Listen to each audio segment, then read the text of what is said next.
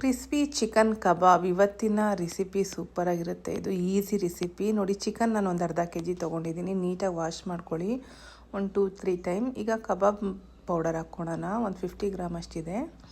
ಅರ್ಧ K G ಚಿಕನ್ಗೆ 50 gram ಸಾಕು. ಕಬಾಬ್ powder, ಶುಂಠಿ ಬೆಳ್ಳುಳ್ಳಿ ಪೇಸ್ಟ್ ಒಂದು 2 ಸ್ಪೂನು, ಮತ್ತು ಸ್ವಲ್ಪ ಕೊತ್ತಂಬರಿ ಸೊಪ್ಪು. ಇದನ್ನು ಚೆನ್ನಾಗಿ ಕಲಸಿ ಇಟ್ಬಿಡ್ಬೇಕು, ಒಂದು ಮ್ಯಾರಿನೇಟ್ ಮಾಡಿ ಒಂದು 5 ನಿಮಿಷ. ಮತ್ತು ನೋಡಿ, ಎಣ್ಣೆ ಬಿಸಿ ಮಾಡಿಕೊಂಡು ಇದನ್ನು ಹಾಕ್ಕೋಬೇಕಾಗತ್ತೆ. ಒಂದೊಂದೇ ಹಾಕ್ಕೊಳ್ಳಿ. ಈ ಥರ ಚಿಕನ್ನ ನೀಟಾಗಿ ಕಲಸಿಟ್ಟಿರೋ ಅಂಥದ್ದು, ತುಂಬ ಈಸಿಯಾಗಿ ಮಾಡ್ಕೊಳ್ಳೋ ಅಂಥದ್ದು, ಸೈಡ್ ಡಿಶ್ ಆಗಿ ತುಂಬ ಚೆನ್ನಾಗಿರುತ್ತೆ. ಒಂದು ಸತಿ ಟ್ರೈ ಮಾಡಿ ಫ್ರೆಂಡ್ಸ್.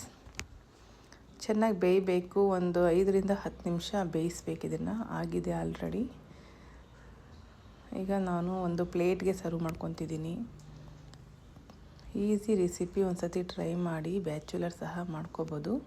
ಹೊರಗಡೆ ತಿನ್ನೋದ್ರಿಂದ ನಾವು ಮನೆಯಲ್ಲೇ ಈ ಥರ ಮಾಡಿಕೊಂಡು ಟೇಸ್ಟಿಯಾಗಿ ತಿನ್ಬೋದು ಫ್ರೆಂಡ್ಸ್. ಈ ವಿಡಿಯೋ ಇಷ್ಟ ಆಗಿದ್ರೆ ಫಾಲೋ ಮಾಡ್ಕೊಳ್ಳಿ. Thank you.